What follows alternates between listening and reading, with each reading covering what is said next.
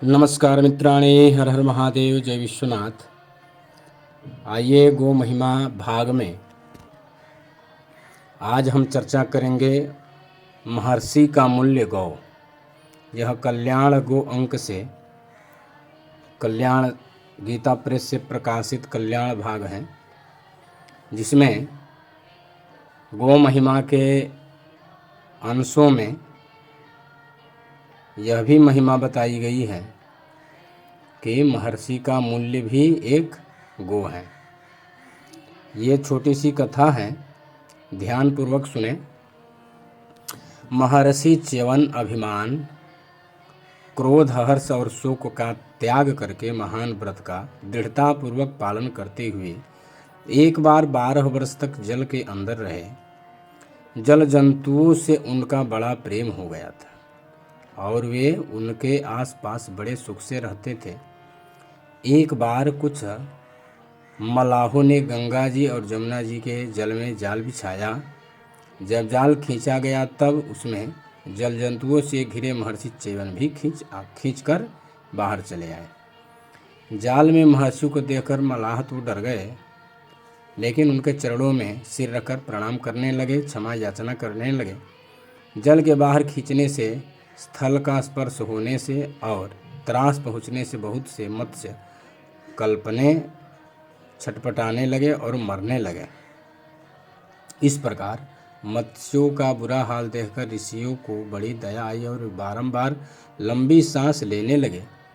मलाहों के पूछने पर मुनि ने कहा, देखो, ये मत्स्य जीवित रहेंगे तो मैं भी रहूँगा, अन्यथा इसके साथ ही मर जाऊँगा।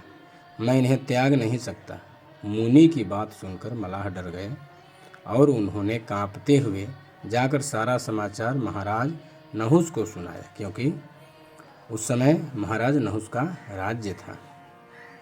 मुनि की संकटमय स्थिति जानकर राजा नहुस अपने मंत्री और पुरोहित साथ लेकर तुरंत वहां आए। पवित्र भाव से हाथ जोड़कर उन्होंने मुनि को अपना परिचय दिया और विधिवत पूजा करके कहा, हे द्विजोत्तम, आज्ञा कीजिए, मैं आपकी कौन सा प्रिय कार्य करूं?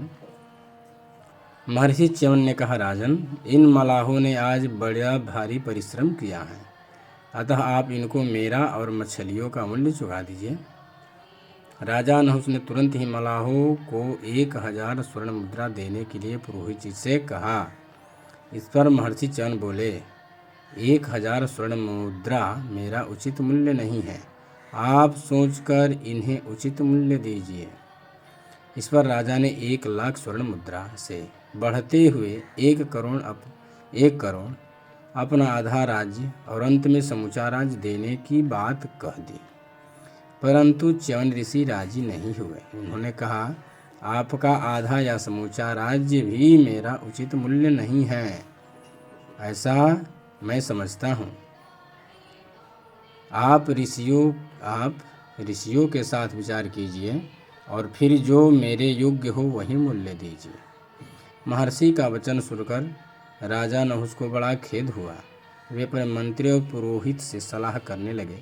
इतने में ही गाय के पेट से जन्मे हुए एक फलहारी वनवासी मुनि ने राजा के समीप आकर उनसे कहा, महाराज, ये ऋषि जिस उपाय से संतुष्ट होंगे वह मुझे मालूम है।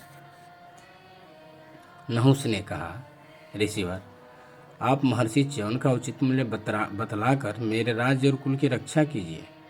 मैं अगाध दुख के समुद्र में डूबा जा रहा हूँ, आप नौका बनकर मुझे बचाइए। नहुस की बात सुनकर मुनि ने उन लोगों को प्रसन्न करते हुए कहा, महाराज, ब्राह्मण सब वर्णों में उत्तम हैं, अतः इनका कोई मूल्य नहीं आंका जा सकता। ठीक इसी प्रकार गौओं का भी मूल्य नहीं लगाया जा सकता, अतएव इनकी कीमत में आप 1 गौ दे दीजिए। महर्षि की बात सुनकर राजा को बड़ी प्रसन्नता हुई और उन्होंने उत्तम व्रत का पालन करने वाले महर्षि च्यवन के पास जाकर कहा, महर्षि, मैंने 1 गौ देकर आपको खरीद लिया है, अब आप उठने की कृपा कीजिए, मैंने आपका यही मूल्य समझा है। च्यवन ने कहा, राजेंद्र, अब मैं उठता हूँ, आपने मुझे उचित मूल्य देकर खरीद लिया है। मैं इस संसार में गायों के समान दूसरा कोई धन नहीं समझता। गाय से श्रेष्ठ धन इस इहलोक में या परलोक में भी नहीं है। इसलिए हे राजन, कीर्तनम श्रवणम दानम दर्शनम चापि पार्थिव गवाम प्रशस्यते वीर सर्व पापहरम शिवम। गावो लक्ष्म्याः सदा मूलं गोषु पाप्मा न विद्यते अन्नमेव सदा गावो देवानां परमं हविः।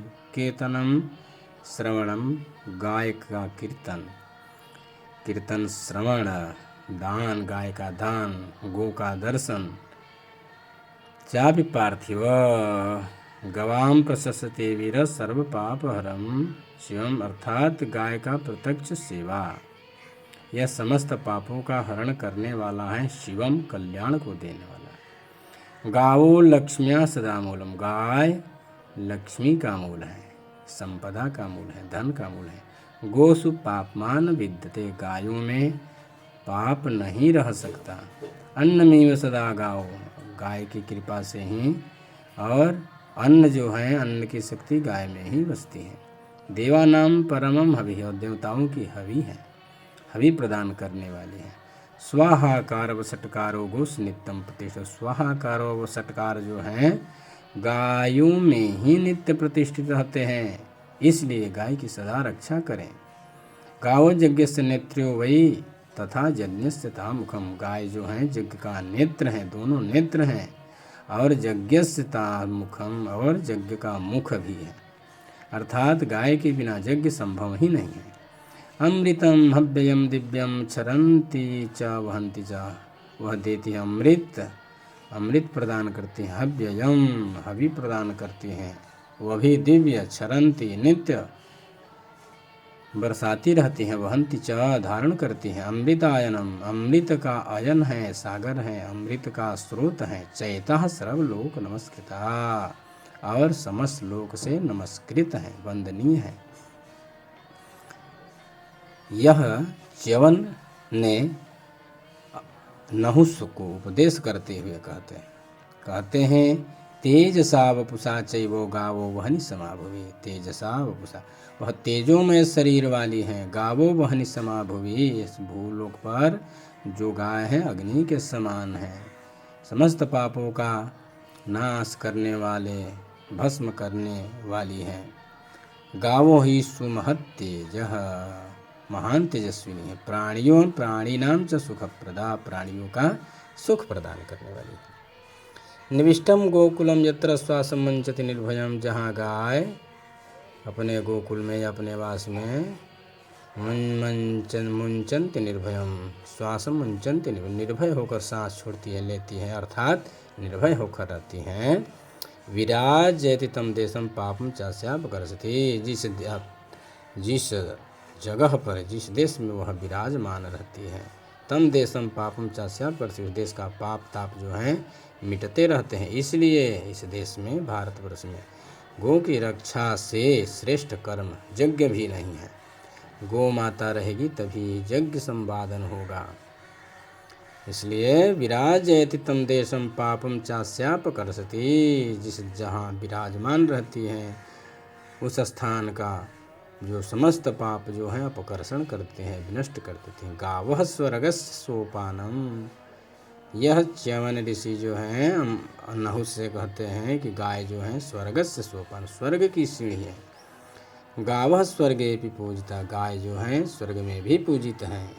गावो कामदुहो देव्यो, यही गाय जो है कामधेनु देवी है। नान्यत किंचित परम सत्यम, इस प्रकार अन्यथा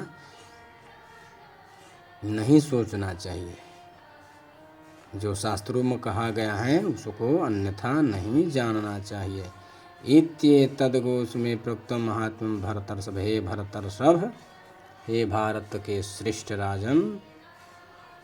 इत्येतद्गोष्ठ में प्रति, ये सब गायों में कहा गया है, गाय की महिमा में कहा गया है। गुणैक देश वचनम शक्यम पारायणम न तो, इनके गुण का वर्णन करने में शक्यम पारायणम, गुणैक देश वचनम शक्यम पारायणम, कोई पार नहीं पा सकता इनकी महिमा का। हे वीरवर, इस तरह से गाय की महिमा है। गौ के संपूर्ण गुणों का वर्णन तो कोई नहीं कर सकता। तदनंतर जो है इस प्रकार कहने के बाद मलाहों ने मुनि से उनकी दी हुई गौ को स्वीकार करने के लिए कातर प्रार्थना की। जिन मूल्य को देकर नहुस ने मलाहों से महर्षि को खरीदा था, उन मलाहों ने मुनि से उनकी दी हुई गौ को स्वीकार करने के लिए कातर प्रार्थना करने लगा। अर्थ होकर कि हम लोग क्या करेंगे इस गौ माता का।